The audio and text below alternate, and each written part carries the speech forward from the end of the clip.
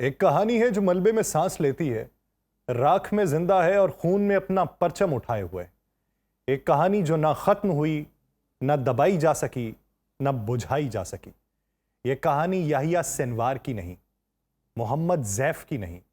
یہ کہانی ان ہزاروں بے نام چہروں کی ہے جنہوں نے سینے پر بارود باندھا، جنہوں نے ٹوٹے گھروں کو مورچہ بنایا اور جنہوں نے شہادت کو شکست پر ترجیح دی۔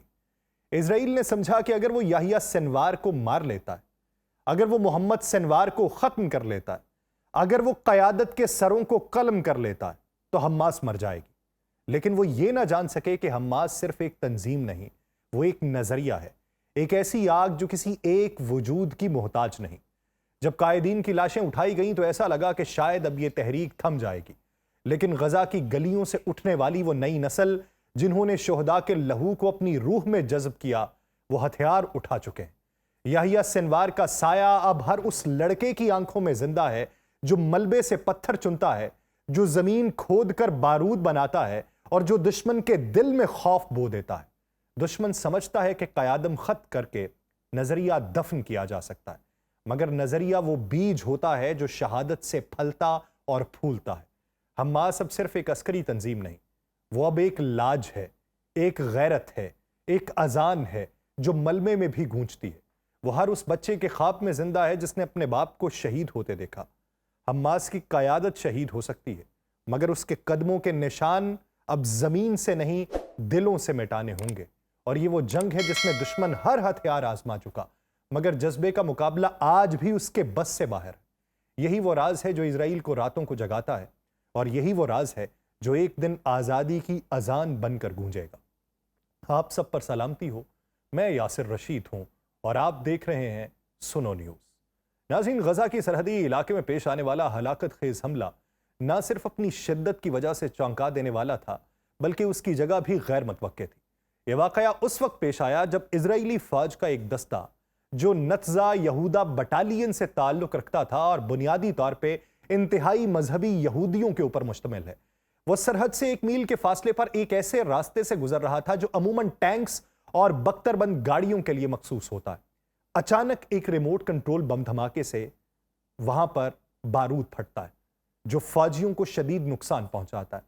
جیسے ہی مزید اسرائیلی فوجی زخمیوں کی مدد کو دوڑتے ہیں، دوسرا بم بھی اسی طرح پھٹتا ہے، اور جب تیسرا بم دھماکے سے پھٹتا ہے تو اسی لمحے قریبی جھاڑیوں سے چھپے حماس کے جنگجوؤں نے خودکار ہتھیاروں سے شدید فائرنگ شروع کر دی۔ چند ہی منٹس میں میدان جنگ میں بھونچال آ گیا۔ اس حملے کے نتیجے میں 5 اسرائیلی فوجی ہلاک ہوئے، 14 شدید زخمی ہوئے، جن میں سے کچھ کی حالت نازک ہے۔ اور یہ حملہ اسرائیلی فوج کے لیے غیر متوقع جھٹکا تھا، اور اس نے یہ ثابت کر دیا کہ غزہ میں حماس اب بھی منظم، چالاک اور مہلک حملوں کی صلاحیت رکھتی ہے، وہ بھی ایسے علاقوں میں جہاں اسرائیل خود کو محفوظ سمجھتا ہے۔ یہ مہلک حملہ غزہ کے شمال مشرقی کونے میں واقع شہر بیت حانون میں ہوا، جو اسرائیلی شہر اسدود سے صاف دکھائی دیتا ہے۔ یہ وہ علاقہ ہے جو اسرائیلی فوج اپنی کارروائیوں کے تحت محفوظ اور کنٹرول میں سمجھتی تھی، لیکن یہ واقعہ اس اعتماد کے منہ پہ زوردار تمانچہ ہے۔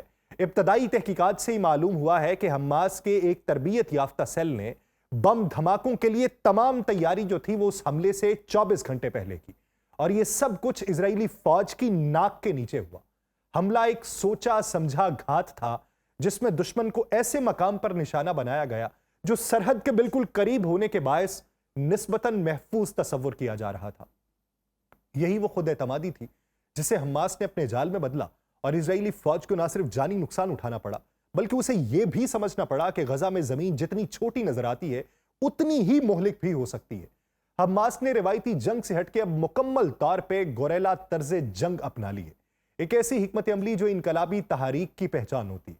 تقریباً 21 ماہ سے جاری شدید جنگ اور مسلسل اسرائیلی بمباری کے باوجود حماس کی یہ تبدیلی ظاہر کرتی ہے کہ وہ اب ایک باقاعدہ مزاحمتی تحریک کے طور پہ اسرائیلی فوج کے خلاف زیر زمین چھاپا مار کارروائیوں پہ انحصار کر رہی ہے۔ اسرائیلی دعوے کے مطابق کئی علاقے کلیئر کیے جا چکے ہیں، لیکن حقیقت یہ ہے کہ اسرائیلی افواج کو بارہا انہی علاقوں میں واپس جانا پڑا، کیونکہ حماس ہر بار نئے انداز میں نئی شدت کے ساتھ دوبارہ ابھرتی ہے۔ یہ حالیہ حملوں کی لڑائی اور حماس کی چالاک جنگی حکمت عملی یہ واضح کر رہی ہے کہ اسرائیل کا حماس کو مکمل طور پہ ختم کرنے کا خواب ایک سراب ہے، اور شاید اسرائیل خود اس جنگ کو جتنا طول دے رہا ہے اتنا وہ سراب میں مزید دھندلا ہوتا چلا جا رہا ہے۔ القسام بریگیڈ نے پیر کے روز ہونے والے حملے کو ایک پیغام کے طور پہ پیش کیا، ایسا پیغام جو اسرائیل کو یہ باور کروانے لیے تھا کہ غزہ کی کوئی زمین، کوئی گلی، کوئی مورچہ اس کے لیے محفوظ نہیں ہے۔ حماس نے یہ اعلان کیا کہ یہ جنگ دراصل ایک جنگ اعصاب ہے، یعنی ایک ایسی لڑائی جو وقت کے ساتھ دشمن کو تھکانے، گھسیٹنے اور کمزور کرنے کے لیے لڑی جا رہی ہے۔ ان کا کہنا تھا کہ اگرچہ اسرائیل نے اپنے کچھ فوجیوں کو معجزاتی طور پہ بازیاب کروا لیا، لیکن مستقبل میں وہ اس قدر خوش قسمت نہیں ہوں گے۔ خان یونس میں ہونے والی حالیہ کارروائی جس میں حماس کے جنگجوؤں نے ایک اسرائیلی ملٹری انجینئرنگ گاڑی، یعنی ایک بم پروف سمجھے جانے والی گاڑی، یعنی ایک ٹینکر، وہ ٹینک جس کو راکٹ فائر کے ذریعے نشانہ بنایا گیا اور پھر براہ راست حملہ کر کے قابض فوجیوں کو مارنے کی کوشش کی گئی، یہ اس حکمت عملی کا عملی مظہر ہے۔ اگرچہ اسرائیلی فوج نے اس مخصوص اغوا کی کوشش کو ناکام بنا دیا تھا، لیکن حماس نے اعلان کیا کہ اگلا فوجی ہماری قید میں ہوگا، اور غزہ کی جنگ اپنے وحشی پن، تھکن اور بے رحم تسلسل میں وہ خونی دلدل بن چکی ہے جہاں ہر قدم پر موت چھپی ہے۔ اس کا موازنہ ایران کے خلاف اسرائیل کی حالیہ کارروائی سے اگر کریں تو زمین آسمان کا فرق نظر آتا ہے۔ ایران میں اسرائیل نے 12 دنوں میں فضائی اور زمینی اہداف کو نشانہ بنایا، بغیر کسی فوجی نقصان کے، اور پھر یک طرفہ جنگ بندی کا اعلان کر دیا۔ لیکن غزہ میں صورتحال بالکل مختلف ہے۔ اسرائیلی افواج کو بار بار انہی علاقوں میں واپس جانا پڑ رہا ہے جنہیں وہ پہلے صاف یعنی فتح کے برابر قرار دے رہے تھے۔ جنگ بندی کے دن ہی جنوبی غزہ میں حماس کے ایک جنگجو نے ایک اسرائیلی انجینئرنگ گاڑی یعنی ایک ٹینک کی کھلی چھت میں آتش گیر بم پھینکا اور 7 فوجیوں کو زندہ جلا دیا۔ یہ مہینوں میں اسرائیل کا سب سے ہلاکت خیز نقصان تھا۔ بقول لیفٹیننٹ جنرل ہرزی ہیلوی، اسرائیل کے وہ اس پورے منظرنامے پہ کہتے ہیں کہ اس جنگ سے آغاز سے اب تک 20,000 حماس کے جنگجوؤں کو ہم نے شہید کیا، اور تنظیم کی قیادت کا بڑا حصہ جو ہے وہ اسیسینیٹ کیا جا سکا۔ مگر حماس نے لڑائی کے دوران سینکڑوں نئے جنگجو بھرتی کیے۔ وہ بھی ایک منظم فوج نہیں بلکہ چھوٹے چھوٹے گوریلا سیلز باقی ہیں جو زیر زمین سرنگوں کا سہارا لیتے ہیں، اچانک حملے کرتے ہیں اور پھر غائب ہو جاتے ہیں۔ ریٹائرڈ میجر جنرل اسرائیل زیو کے مطابق یہ سیلز ہٹ اینڈ رن طریقہ آزماتے ہیں اور زیر زمین حرکت کرتے رہتے ہیں۔ اس سب کا مطلب یہ ہے کہ غزہ محض ایک جنگی میدان نہیں ہے بلکہ ایک ایسے سیاسی زخم کا استعارہ بن چکا ہے جو ہر گزرتے دن گہرا ہوتا چلا جا رہا ہے، اور حماس جسے اسرائیل مٹا دینا چاہتا تھا وہ ہر حملے کے بعد ایک نئی شکل میں ایک نئے ہتھیار اور ایک نئے جذبے کے ساتھ ابھرتی چلی جا رہی۔ یہ وہ محاذ ہے جہاں فتح صرف لاشوں کی گنتی سے ممکن نہیں ہے، یہاں اصل جنگ ارادوں کی ہے۔ یہ جنگ اب مورچوں یا سرحدوں کی نہیں رہی، یہ IED یعنی بارودی سرنگوں کی جنگ ہے، گھات لگانے کی جنگ ہے، اور اہم گزرگاہوں پر حملہ کر کے نفسیاتی دباؤ بنانے کی جنگ ہے۔ زیو کا یہ کہنا ہے کہ اسرائیل کی عسکری قوت پہ پڑنے والا دباؤ اور اس کے افرادی وسائل کی تھکن حماس کو موقع فراہم کر رہے ہیں کہ وہ اپنی کمزور حالت کے باوجود بھی میدان میں برتری حاصل کرے۔ اب حماس چھوٹے چھوٹے سیلز میں بٹ چکی ہے، ہر سیل خود مختار ہے، منتشر ہے، مگر مربوط انداز میں کام کرتا ہے۔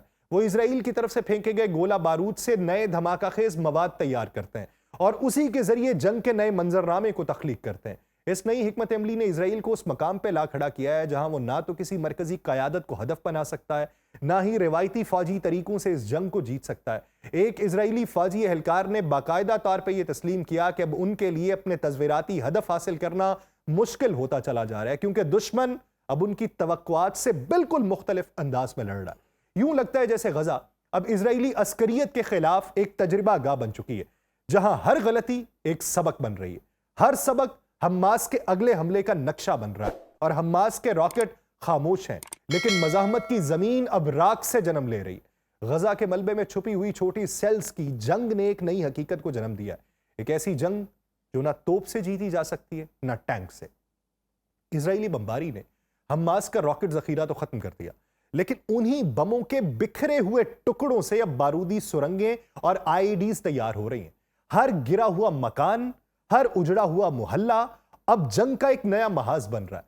جنوبی غزہ میں مسلح گروہوں کی چیلنجنگ موجودگی اور مقامی سطح پہ عوام کی ناپسندیدگی کے باوجود حماس نے لڑنے کا راستہ نہ صرف باقی رکھا بلکہ ہر گزرتے ہفتے اسرائیل کو ایسی قیمت چکانا پڑی جو اس کے عسکری غرور کو ٹھیس پہنچا رہی ہے۔ जंग बंदी के लिए दोहा में मुज़ाकरात जारी हैं, बज़ाहिर कुछ पेशरफ्त भी हुई है, मगर असल हुनर यही है कि हमास ने किसी बड़े समझौते की कोई आमादगी जाहिर नहीं की। ये वही तंजीम है जिसने जंग की शुरुआत की। अब वो इजराइल को ये पैगाम दे रही है कि अगर कोई इंजाम लिखा जाएगा तो वो भी हमास की शराइत के ऊपर ही मुमकिन होगा। उधर इजरायली वज़ीर आज़म बेंजामिन नेतन्याहू ने अमेरिका में यह ऐलान किया कि जंग तभी रुकेगी जब हमास हथियार डाले और अपनी हुक्मरानी का इख्तिताम कर ले। लेकिन ज़मीनी हकीकत यह है कि मलबे से उभरने वाली ये मज़ाहमत अब किसी सियासी समझौते से ख़त्म नहीं होने वाली। हमास ने यह वाज़ेह किया है कि उनके पास अगर रॉकेट नहीं भी रहे तो उनके पास हौसला, हिकमत और ज़मीन मौजूद है जो इजराइल के लिए अब एक डरावना ख्वाब बनेगी। मुझे दीजिए इजाज़त, अल्लाह निगहबान। हर वक्त बाखबर रहना वक्त का तकाजा है, बर वक्त बाखबर रखना हमारा फरीजा है। अभी सुनो न्यूज़ के YouTube चैनल को करें सब्सक्राइब, बेल आइकन पर करें क्लिक और मुल्की और गैर मुल्की खबरों से रहें बाखबर, यकीन के साथ।